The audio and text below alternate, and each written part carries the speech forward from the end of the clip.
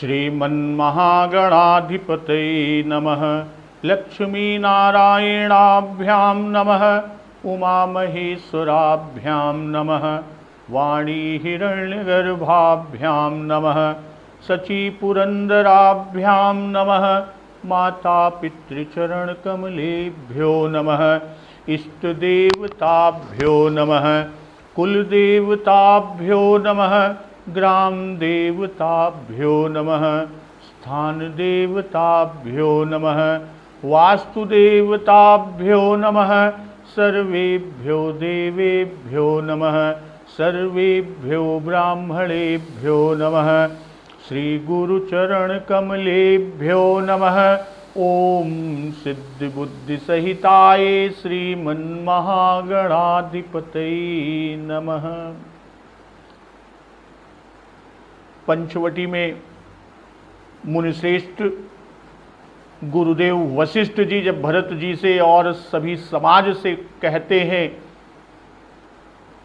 कि उपाय बताइए, तो भरत जी कहते हैं कि अब आप मुझसे उपाय पूछते हैं, यह सब मेरा भाग्य है कि बूझिए मोहि उपाऊ अब सो सब मोर भाग। सुनि स्नेहमय बचन गुर उर उम गाय अनुराग। तो भरत जी के प्रेममय वचनों को सुनकर गुरुजी वशिष्ठ जी के हृदय में प्रेम उमड़ आया और गुरुजी बोले कि तात बात फूरी राम कृपाही।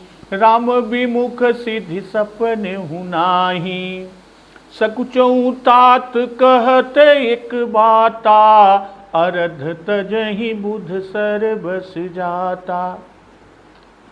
गुरुदेव वशिष्ठ जी बोले कि हे तात, बात तो सत्य है, पर है राम जी की कृपा से ही, क्योंकि राम विमुख को तो स्वप्न में भी सिद्धि नहीं मिलती। राम विमुख सिद्धि सपने हुना ही। हे तात,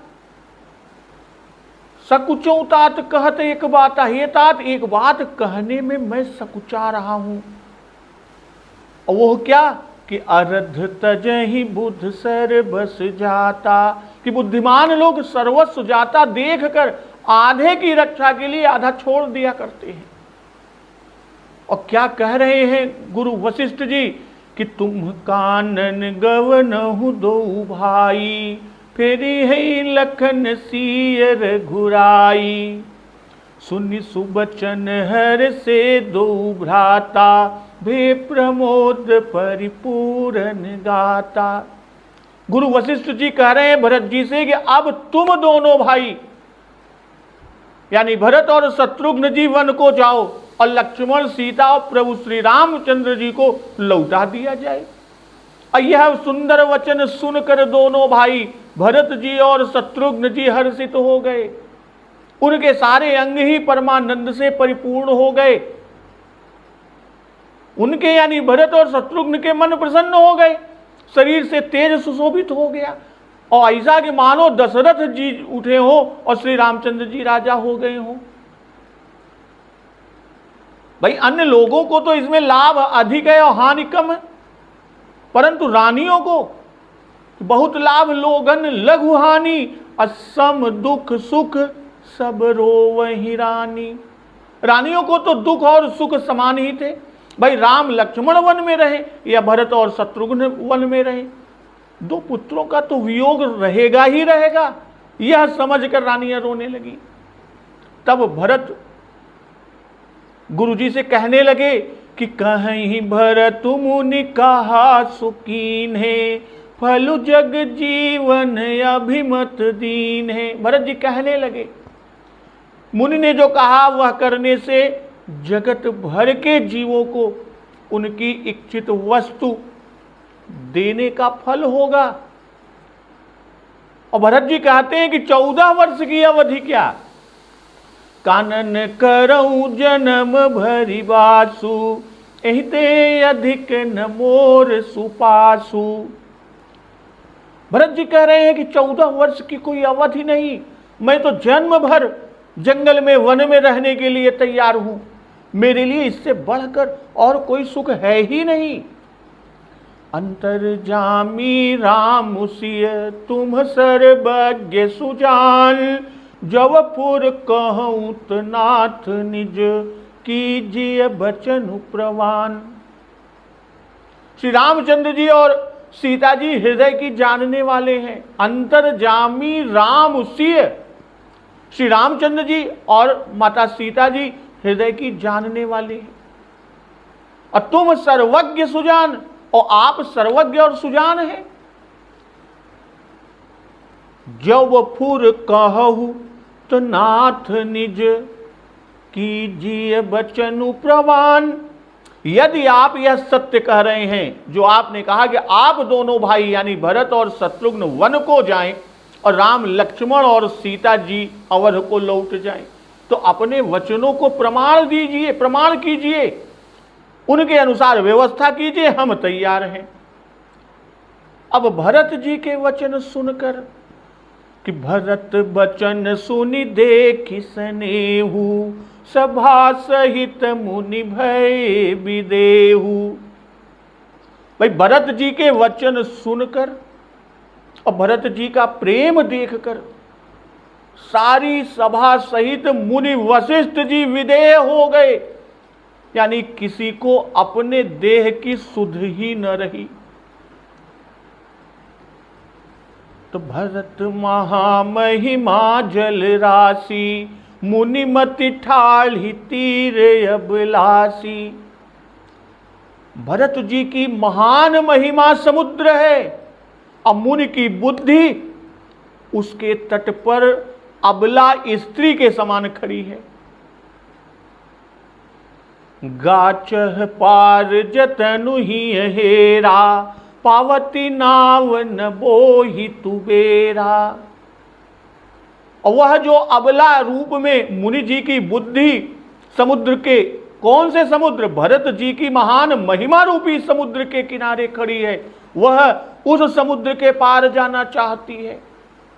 और इसके लिए उसने हृदय में उपाय भी ढूंढे।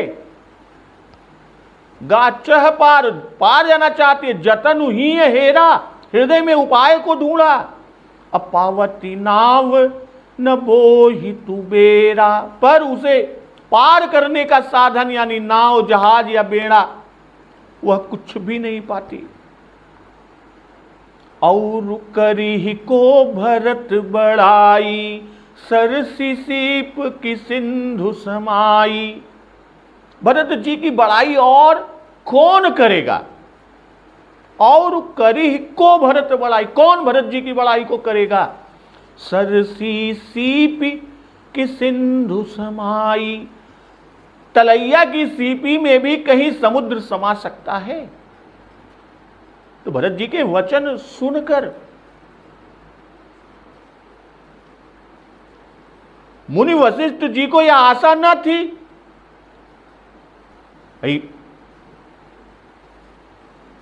कि भरत जी को 14 वर्ष का जो वनवास की बात हम कह रहे हैं कि तुम कानन गौनौ दो भाई, अब फिर हैं लखन सिय रघुराई, कि भरत 14 वर्ष का वनवास स्वीकार करेंगे। इसी से उन्होंने सकुचते हुए कि अरध तजहि बुध, ये कहा था गुरु जी ने, गुरु वशिष्ठ जी ने। भाई कैसी कठिन परीक्षा अपने समझ में लिया मुनिश्रेष्ठ गुरु वशिष्ठ जी ने, और कैसी कठिन समस्या दी। पर अक्ल यानी मुनि जी की बुद्धि ही चकरा गई जब यह सुना भरत जी से कि 14 वर्ष क्या है, मैं जन्म भर वन में रहूंगा, कानन करऊं जन्म भर बासु, अहिते अधिक न मोर सुपासु। जब यह सुने तो मुनि श्रेष्ठ गुरु वशिष्ठ जी की बुद्धि चकरा गई। भाई मेरे स्वामी को तो सुख से रहने को मिलेगा, भरत जी का विचार सोच है, इससे बढ़कर सुख सेवक को क्या हो सकता है। और उस पर भी यह हठ देखा कि यदि आप सत्य ही ऐसा कहते हैं कि जव फुर कहो तो नाथ निज कीजिए वचन प्रवान, तो अवश्य उनको लौटाइए, मैं वन को जाता हूं। तो ऐसा प्रेम देख देहाध्यास जाता रहा, हार माननी ही पड़ी, कुछ भी न बन पड़ी। भरत जी की महिमा की थाह न मिली। मुनि वशिष्ठ जी ने पहले केवल स्नेहमय वचन सुने थे कि सुनि स्नेहमय वचन गुर, तब उर उमगाय अनुराग। उस स्नेहमय वाणी को सुनकर उस उमड़ में ये कह गए कि तुम जाओ और राम लक्ष्मण सीता जी लौटे, और इसके उत्तर में सुने और अनुराग भी देखा। एक बात बढ़ी, भरत वचन सुन दे कि स्नेहु, इसी से अब की विदेह ही हो गए। पहले तो अनुराग उमड़ा था, इस बार तो विदेह देह की सुध बुध ही भूल गए। पहली बार उत्तर का साहस किया, अब की तो साहस भी जाता रहा। प्रेम की उमंग में एक बार भूले, अब उत्तर क्या दें। भरत जी से यह कहकर अपनी भूल मन में मान रहे हैं वशिष्ठ मुनि श्रेष्ठ कि ऐसा कहना नहीं था। और इस बात की पुष्टता आगे होती है कि भरत स्नेहु विचार न राखा।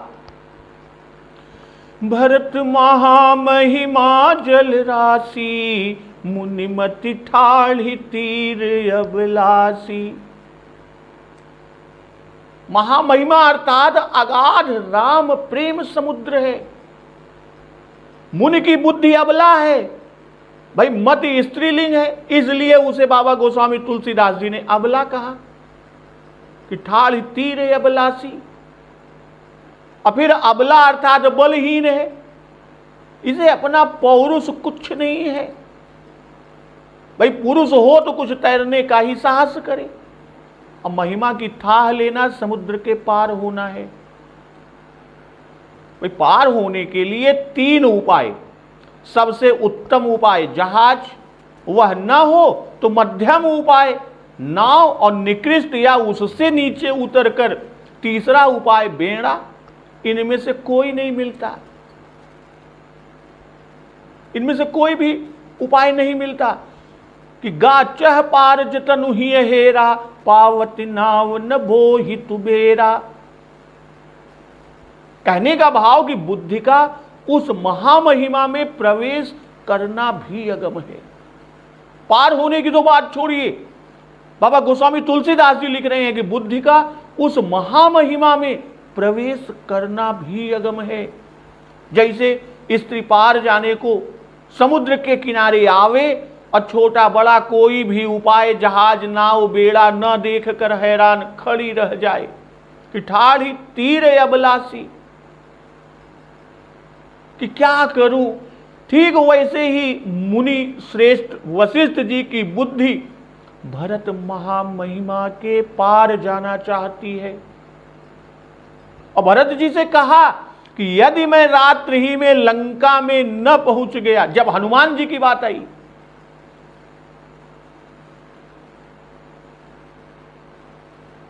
हनुमान जी जब द्रोणाचल लिए हुए अयोध्या में आए और भरत जी से कहा कि यदि मैं रात्रि ही में लंका न पहुंच गया तो लक्ष्मण जी जीवित ना रहेंगे, तब भरत जी ने हनुमान जी से कहा कि कुधर सहित चढ़ो बिसिख वेग पठवो, तब सुनि हरि ही गर्भ गूढ़ उपयो है, कि मोरे भार चली किमि बाना।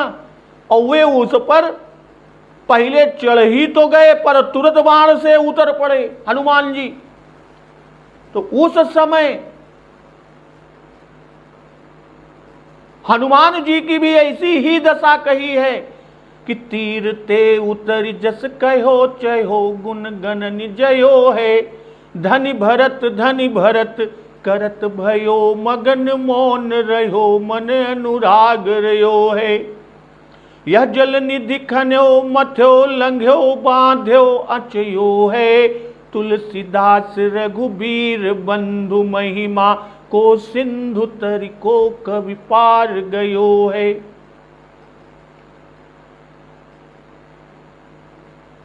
और यहां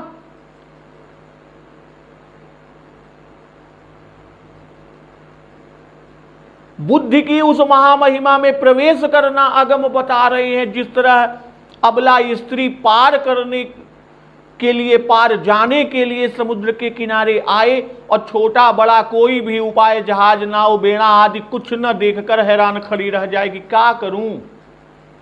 ठीक वैसे ही मुनि जी की बुद्धि भरत महिमा के पार जाना चाहती है, पर कुछ भी आश्रय, कुछ भी आधार अवलंब न मिलने से दंग रह गई।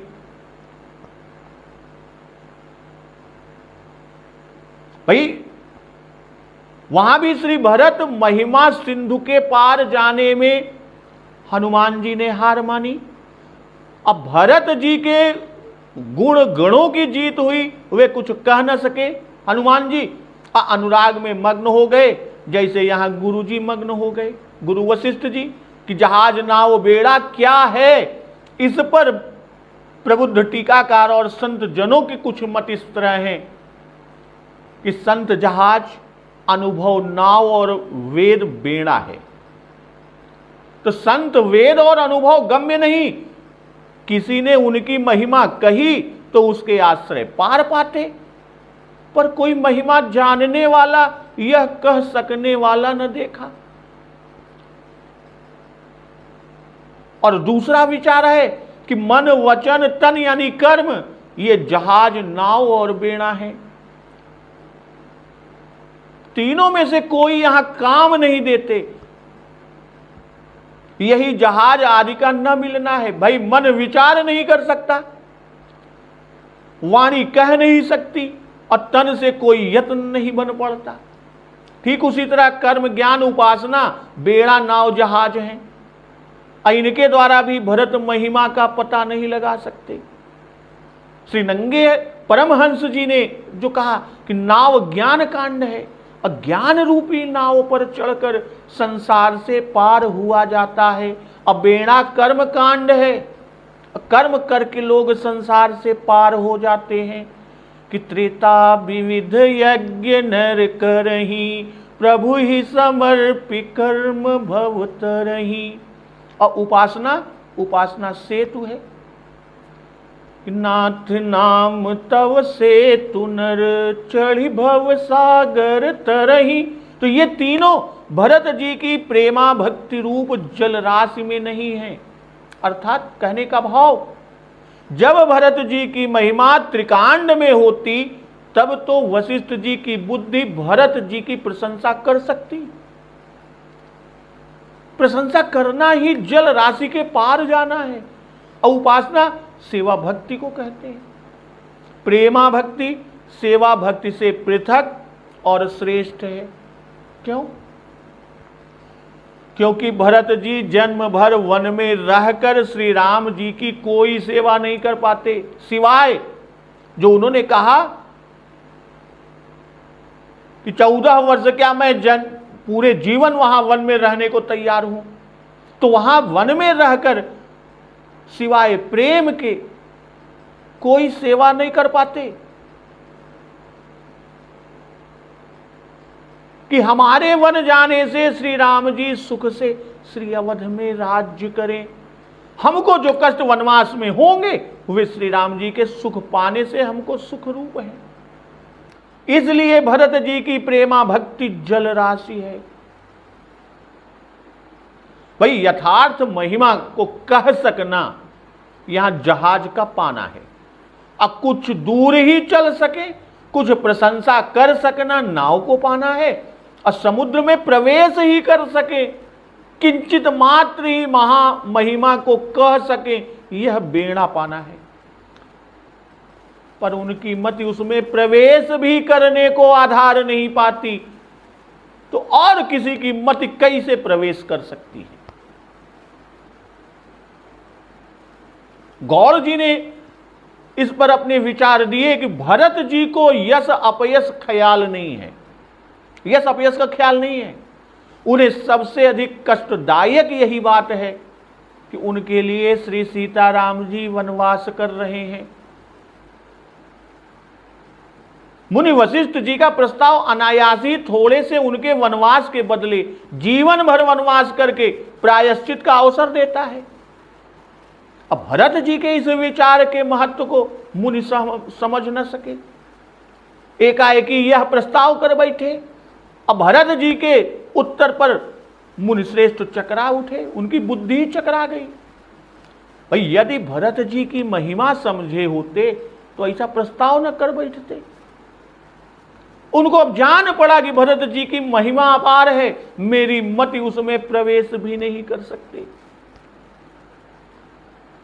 तो यहां महिमा रूपी समुद्र के पार जाने का अर्थ है भरत जी की महिमा का ठीक ठीक वर्णन कर देना कि और करई को भरत बड़ाई, सरसी सीप की सिंधु समाई। कि जब गुरु जी ही महिमा या बड़ाई नहीं कर सके भरत जी की, तो दूसरा कौन बड़ाई कर सकता है। भरत जी के चमत्कृत गुण को देखकर गुरु जी ने वर्णन करने के लिए बहुत यत्न किया, पर कोई साधन ही हाथ न लगा, न कोई विद्या ही ऐसी मिली जिसके द्वारा पूरी महिमा प्रकट की जा सके, न वेद का मंत्र ही कोई ऐसा जिससे काम चल जाए, न वागिंद्रिय काम करती है। तो यहां विद्या ही नाव है, केवट बुध विद्या बड़ी नावा, वेद ही बोहित है, बंदौ चार्यु वेद भव बारिध बोहित सरिस। शरीर ही बेड़ा है कि नर तन भव सागर कह बेरो। तो यहां पर भरत जी और वशिष्ठ जी के बीच में जो संवाद हुआ, इस प्रसंग को भरत जी और राम जी की आगामी सलाह का पूर्व रंग ही समझना चाहिए, उसी के रूप में देखना है। इस संवाद में वशिष्ठ जी भरत जी के राम प्रेम को कसौटी पर चढ़ा रहे हैं। वशिष्ठ भरत संवाद यानी अयोध्या के दरबार में जो संवाद हुआ, वशिष्ठ जी ने अपनी राजनीतिज्ञता पूर्ण रूप से दिखलाई, किंतु यहां पर परमार्थिक नीतिज्ञ बने हुए दिखाई दिए।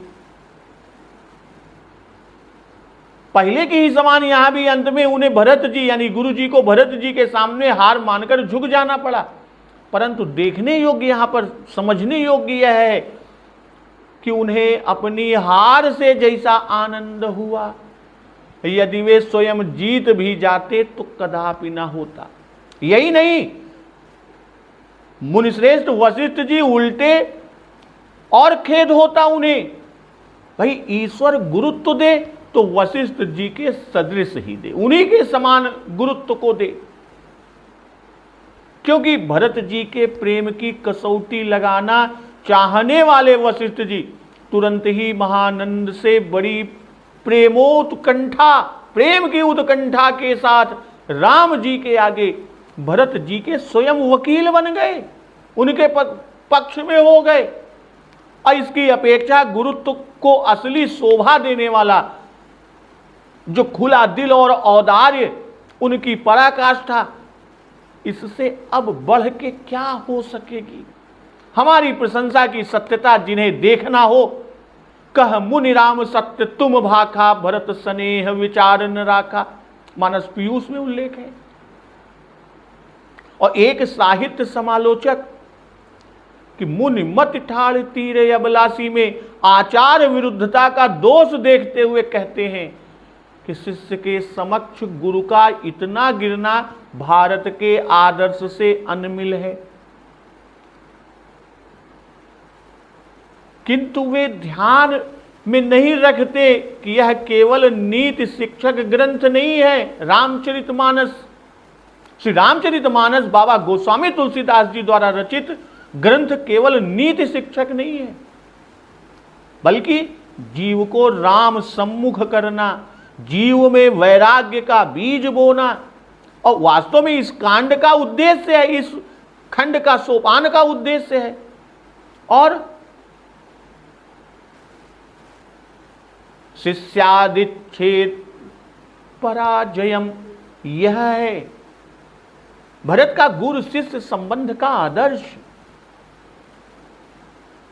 भाई कृष्ण अर्जुन भीष्म परशुराम युद्ध आदि का प्रसंग भी भारतीय महाकाव्यों में वर्णित है।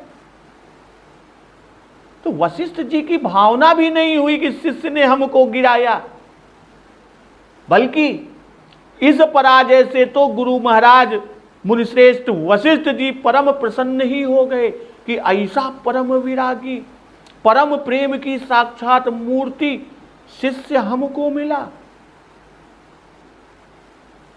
सदगुरु का खुला दिल और औदार्य आदि अलौकिक गुरु गुणों की भरत के आदर्श गुरु के कोमल अक्रोधी स्वभाव की पराकाष्ठा में इससे बढ़कर कहां देखने को मिलेगी। इसलिए ना तो यहां कोई बाबा गोस्वामी जी के ग्रंथ में कोई काव्य दोष है और न ही यह आचार विरुद्ध है और न इसमें गुरु का गिरना। यहां तो भारतीय गुरु का परमोच्च परम उच्च आदर्श को दिखाया गया है।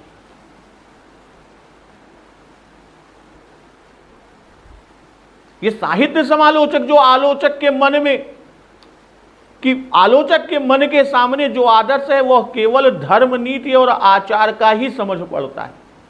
भाई धर्म नीति आचार जप तप आदि समस्त साधनों का फल हरि भक्ति, सब कर फल हरि भगति भवानी, सब साधन कर यह सुन फल सुंदर, तव पद पंकज प्रीति निरंतर। यह वाक्य तो श्री वशिष्ठ जी महाराज का ही है। सब कर फल हरि भक्ति सुहाई। अब भगवान भूत भावन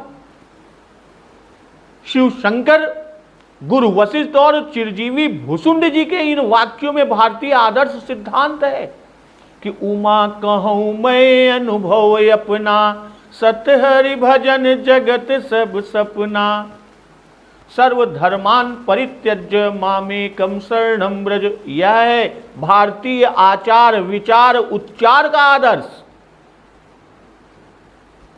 और मानस का रहस्य केवल पांडित्य से हाथ न लगेगा।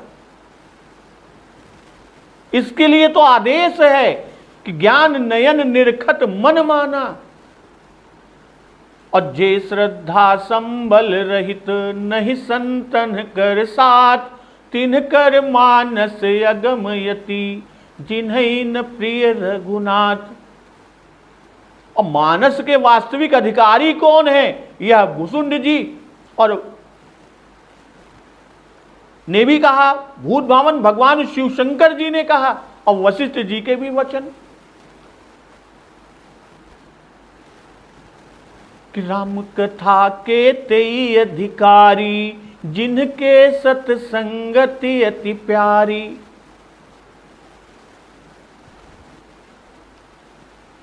अब यहां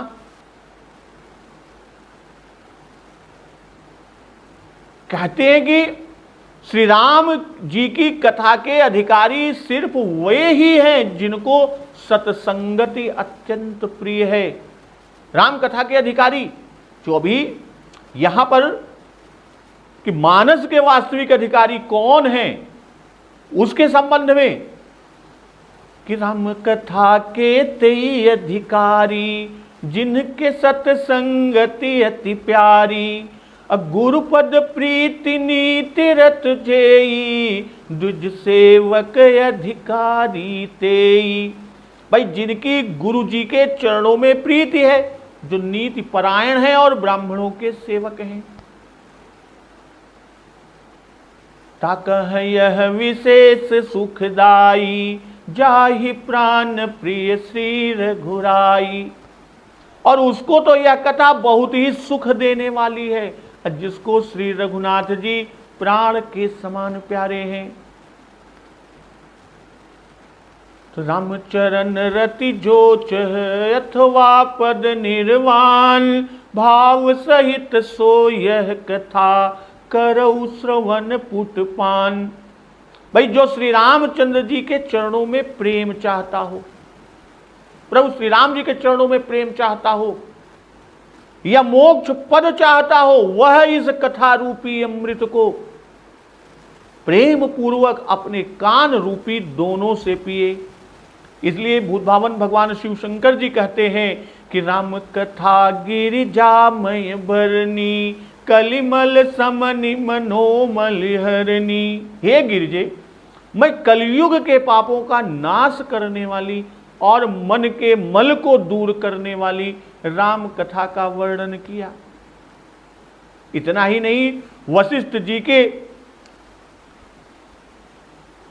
कि कह मुनि राम सत्य तुम भाखा, भरत स्नेह विचारुन राखा।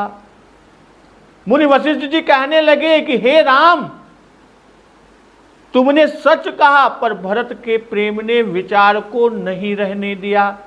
अतहि ते कहूँ बहोरी बहोरी, भरत भगति बस भई मति मोरी। मोरे जान भरत रुचि राखी, जो कीजिए सो शुभ शिव साखी। इसीलिए मैं बार बार कहता हूं, मेरी बुद्धि भरत की भक्ति के वश हो गई है। वशिष्ठ जी कह रहे हैं, मेरी समझ में तो भरत की रुचि रखकर जो किया जाएगा, शिव जी साक्षी हैं, वह सब शुभ ही होगा। तो गुरु मर्यादा को कवि कुल दिवाकर बाबा गोस्वामी तुलसीदास जी ने गर्द में मिलाया कि स्वर्ग तक चढ़ाया। श्री राम जी तो भरत जी को धर्म धुरंधर ही जानते हैं। अब यहां आज जो सभा आरंभ होगी, आज सभा आरंभ करने का कारण क्या है? भाई, भरत जी के सोच का हाल गुरु जी खूब जानते हैं, और यहां सबसे बड़े वही हैं। गुरु वशिष्ठ जी इस समय सबसे बड़े हैं, और सबसे भारी जिम्मेदारी गुरु जी पर है।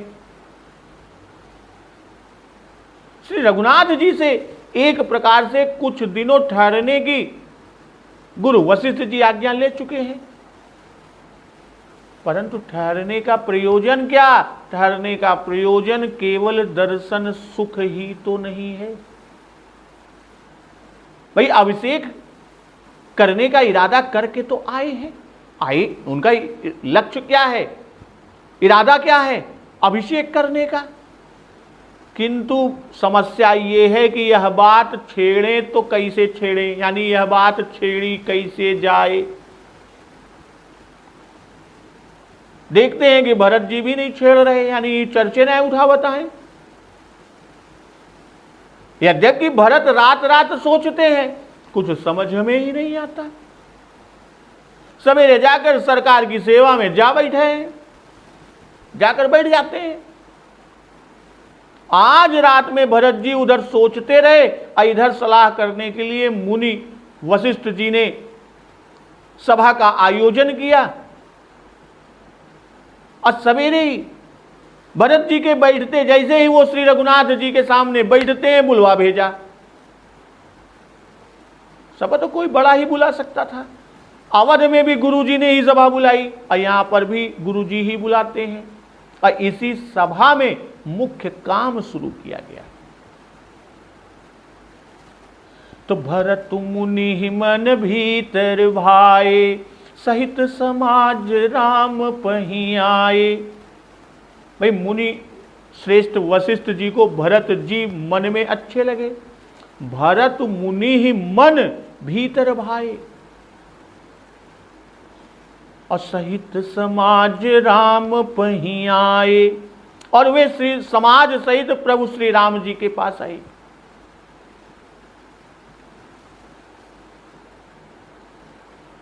प्रभु प्रणाम कर दीन सुआसनु, बैठे सब सुनि मुनि अनुशासनु। प्रभु ने प्रणाम करके उत्तम आसन दिया, और सब लोग मुनि की आज्ञा सुनकर बैठ गए। बोले मुनि बरु बचन विचारी, देश काल अवसर अनुहारी। मुनिश्रेष्ठ देश काल और मौके के अनुसार समयानुकूल विचार कर बोले।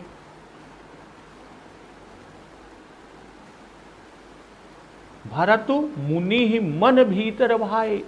मन भीतर भाए यानी कसौटी पर बेदाग पाया मुनि जी ने, मुनिश्रेष्ठ वशिष्ठ जी ने। श्री राम विषयक प्रेमा भक्ति भरत जी में अपार पाई, जो अनिर्वचनीय या अकथनीय है।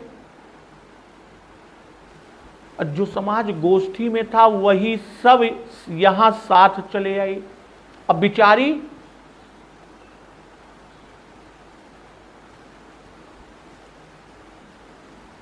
बोले मुनि बरु बचन विचारी, क्या विचारते हैं?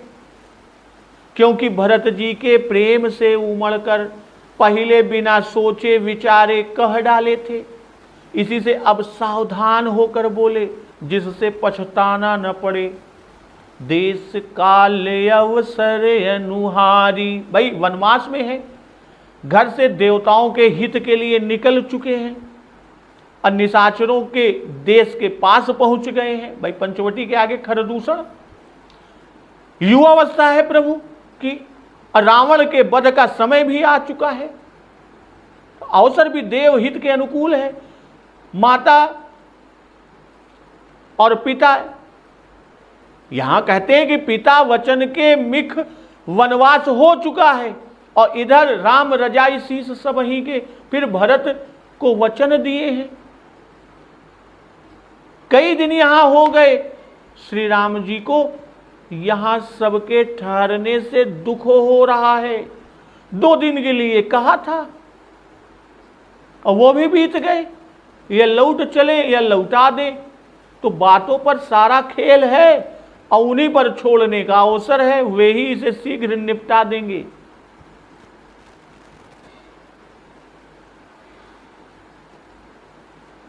देश चित्रकूट काल दूसरे स्नान का समय ना आने पावे, ये सब कार्य हो जाए। तो इससे सूक्ष्म रीति से अर्थ अमित अति आखर थोड़े में बोले। सुनहु राम सर्वज्ञ सुजाना, धर्म नीति गुण ज्ञान निधाना। हे राम सुनिए, सुनहु राम सर्वज्ञ सुजाना, आप सर्वज्ञ हैं, सुजान हैं। धर्म नीति गुण ज्ञान निधाना, धर्म नीति गुण और ज्ञान के भंडार है, खजाना है।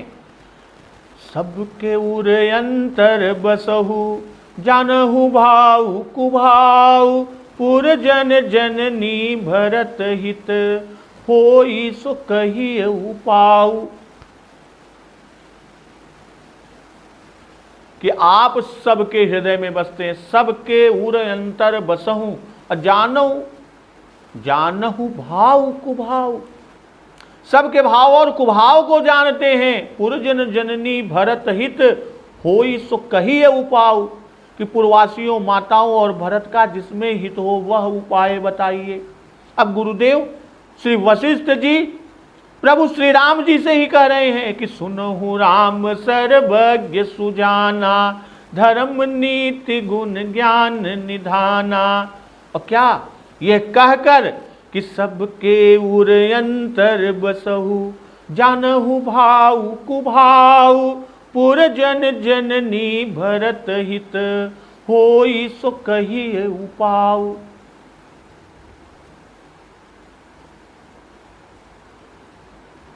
फिर आगे कि आरत कहीं विचारिन काऊ, सूझ जुआरी आपुन दाऊ।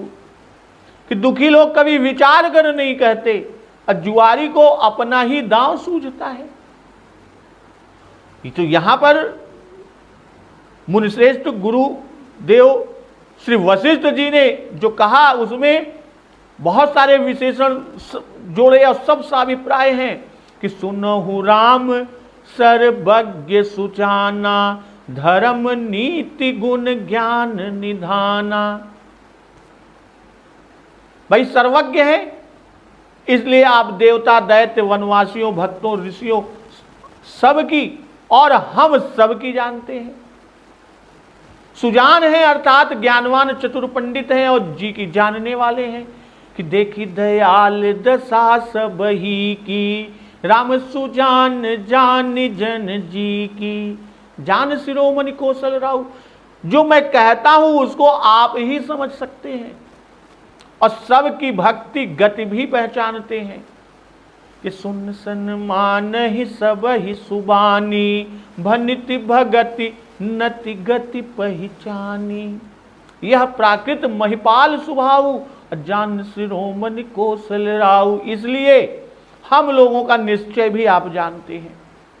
और धर्म नीति, भाई पितृधर्म, मातृधर्म, पुत्र धर्म, सत्य धर्म, भ्रातृ धर्म, स्वामी सेवक धर्म, यानी सभी धर्म आप में हैं। सबके अधिष्ठान आप हैं, जिसमें सबका धर्म रहे, आपका भी धर्म रहे, वही आप बताइए। फिर राजनीति भी आपसे बढ़कर कहीं कोई जानने वाला है? अर्थात कोई नहीं है। कि नीति प्रीति परमारथ स्वार्थु, कौन राम सम जान जथारथु। आप जानते हैं कि जेठ स्वामी सेवक लघु भाई, और यह भी कि रिपुरिन रंचन राखब काऊ। इसलिए आपको ही राज्याभिषेक कराना चाहिए। और यही भरत की भी रुचि है, भरत की रुचि भी यही है। इसीलिए भरत यहां आए हैं। और इधर देवता के शत्रुओं को भी निःशेष करना भी आवश्यक है। तो दोनों बातों का निर्वाह जिसमें हो जाए तो वही आप कीजिए। अगुण निधान है आप, शील, करुणा, दया, भक्त वत्सलता, धैर्य, वीरता, यानी सभी गुणों के समुद्र हैं। भरत पर करुणा है और उधर देवता भी आर्त हैं, तो उन पर भी कृपा करना है। ज्ञान ध्यान है, अर्थात आपको त्रिकाल का ज्ञान है, वेद शास्त्र आदि सब का ज्ञान है। फिर सुख दुख हर्ष शोक आदि आपको नहीं होते, मोह ममता नहीं, समान दृष्टि सब पर है। इसलिए आप हम सबको अपने कर्तव्य का शुद्ध ज्ञान दे सकते हैं। आपको किसी दूसरे की सलाह की आवश्यकता नहीं, जिससे सबको प्रबोध हो, सबको संतोष हो, सबका हित हो, आप ही को कह सकते हैं।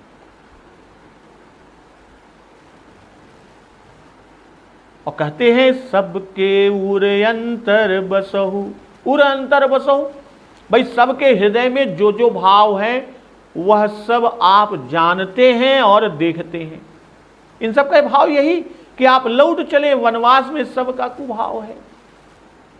तो सबके उर अंतर बसहु, जानहु भाव कुभाव। भाई चक्रवर्ती जी अवध का राज्य भरत जी को और वन का राज्य श्री राम जी को दे गए हैं। और दोनों भाई अपने अपने हिस्सों की अदला बदली कर लें। भरत जी 14 वर्ष के लिए वन चले जाएं और श्री राम जी अयोध्या लौट जाएं। यह प्रस्ताव मुनिश्रेष्ठ वशिष्ठ जी का है। कहने का भाव, मैंने जो उपाय सोचा वह ठीक नहीं पड़ा। भरत लाल को तो बहुत पसंद है, वह स्वयं मुझे उसके कहने में संकोच है। पुरजन को भी उससे कुछ हानि तो है ही। माता लोगों के सुख और दुख में कोई अंतर नहीं पड़ा। गुरु जी कहते हैं, वशिष्ठ जी कह रहे हैं कि मेरी सर्वज्ञता सापेक्ष है और आपकी सर्वज्ञता निरपेक्ष है, क्योंकि सबके हृदय में बसते हैं आप। तो ऐसे उपाय के बतलाने में आप ही समर्थ हो, जिसमें पुरजन माता भरत सबका हित हो। कि पुरजन जननी भरत हित होई सो कही उपाव। भाई आपने इनका दुख जाना, तभी तो हमसे ही कहा था कि सानुज भरत सचिव सब माता, देख मोहि पल जिमि जग जाता। पर आपने इनके हित का, इनके दुख निवारण का कोई उपाय नहीं किया, नहीं बताया। और मैं कह चुका हूं कि ये तो दर्शन पाकर ही विश्राम मानते हैं, इसलिए आप सबके हित का उपाय कहें। फिर यह भी बताया, यह भी दर्शाया कि आप चाहे जहां जाएं हर्ज नहीं, पर हित का उपाय बताते जाएं, वो बता दीजिए। आप कहीं पे भी रहें, कहीं पर भी जाएं। राजा को प्रजा प्राण समान प्रिय है, जहिन प्रजा प्रिय प्राण समाना। और राम जी ने तो कहा ही है कि अति प्रिय मोही यहाँ के वासी। इसलिए पहले अति प्रिय पुरजन को कहे, फिर प्रजा पुत्र समान होती है, पुत्र सम है, इसके पीछे माता और भाई। और उसी क्रम से बाबा गोस्वामी तुलसीदास जी ने लिखा और वशिष्ठ जी के मुखार बिंदु से कहलाया।